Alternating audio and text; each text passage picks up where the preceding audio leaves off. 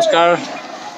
শান্তিৰ অসমখনত অশান্তিৰ সৃষ্টি কৰিবৰ কাৰণে বিভিন্ন ধৰণৰ দুষ্কৃতিকাৰী মানুহবোৰ কিন্তু অহৰহ চেষ্টা কৰি আছে। আমি কিন্তু শংকৰ আজানৰ দেশৰ মানুহ।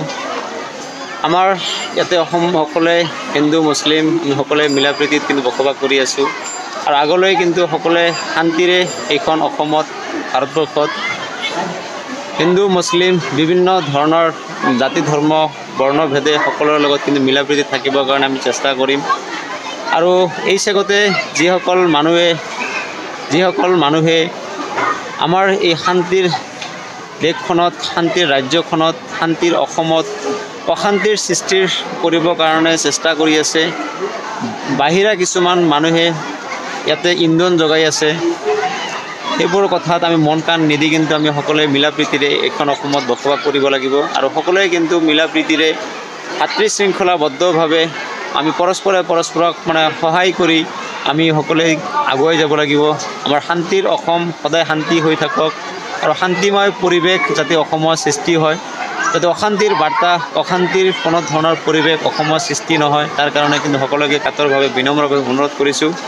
ইয়াতে বিভিন্ন ধৰণৰ ৰাজনীতিক ভাৱে যিসকল সন্মানীয় ব্যক্তি ৰাজনীতিৰ ক্ষেত্ৰত জড়িত হৈ আছে আৰু তেখেতসকলেও যাতে এই ক্ষেত্ৰত সকলো ধৰ্মৰ বৰ্ণৰ মানুহৰ মাজত যাতে মিলা প্ৰীতিৰ বাৰ্তা দিব পাৰে, যাতে অসমখনত শান্তিৰ পৰিৱেশ সদায় থাকে, আগত আছিল এতিয়াও থাকিব, আগলৈ যাতে আৰু শান্তিৰ পৰিৱেশেৰে আমি সকলোৱে জীৱনটোক আগুৱাই লৈ যাব পাৰোঁ।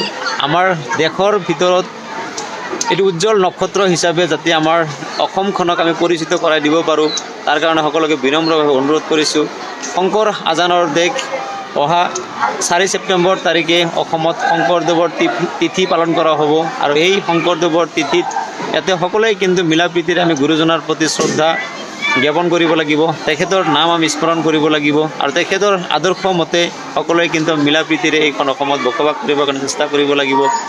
সকলোৱে কিন্তু আমি ভাই এইখন অসমত।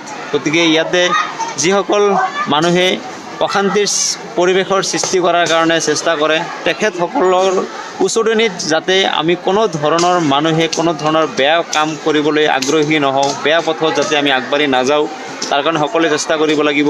আমি হিন্দু মুছলমান সকলোৱে মিলিজুলি কিন্তু দুষ্কৃতি মানুহবোৰক দমন কৰিবৰ কাৰণে চেষ্টা কৰিব লাগিব। আমি হিন্দু মুছলমান সকলোৱে মিলিজুলি কিন্তু সমাজৰ কিছুমান বেয়া মানুহবোৰক আমি তেখেতসকলক ভাল কৰিবৰ কাৰণে চেষ্টা কৰিব লাগিব। আইন প্ৰণয়নৰ দ্বাৰা আমি সমাজখনত কিছুমান ভাল ৰাস্তা যাতে আমি সমাজত গঢ়াব পাৰোঁ, যাতে সমাজখনক সুস্থভাৱে আমি সকলোৱে লৈ যাব পাৰোঁ, তাৰ কাৰণে সকলোকে আহ্বান জনাইছোঁ, সকলোকে অনুৰোধ কৰিছোঁ। আৰু অসমখনত যাতে কোনো ধৰণৰ বিশৃংখলতাৰ পৰিৱেশৰ যাতে সৃষ্টি নহয়, শংকৰ আজানৰ দেশত আমি যাতে সকলোৱে মিলা প্ৰীতিৰে সকলোৱে ভাই হিচাপত আমি এজনে আনজনৰ প্ৰতি সহানুভূতি দেখুৱাই পেলাই যাতে আমি জীৱনটোক আগুৱাই লৈ যাব পাৰোঁ, সকলোৱে মিলা প্ৰীতিত যাতে আমি থাকিব পাৰোঁ, তাৰ কাৰণে কামনা কৰিছোঁ। আৰু এই চাগতে বিভিন্ন ধৰণৰ মানুহ উচতনি দি আছে, যদিও সেই উচতনিৰ মন্তব্যত যাতে কোনো জাতি ধৰ্মৰ মানুহবোৰ এই ক্ষেত্ৰত কোনো ধৰণৰ যাতে বিশৃংখলতা পৰিৱেশৰ সৃষ্টি নকৰে, তাৰ কাৰণে সকলোকে আহ্বান জনাইছোঁ। সকলোৱে মিলা প্ৰীতিৰে আমি থাকোঁ, আহক অসমত শান্তিৰ বাৰ্তা আমি কঢ়িয়াবৰ কাৰণে চেষ্টা কৰোঁ আৰু শংকৰ আজানৰ এইখন দেশত আমি সকলোৱে মিলা প্ৰীতিত থাকিম বুলি কামনা কৰিছোঁ।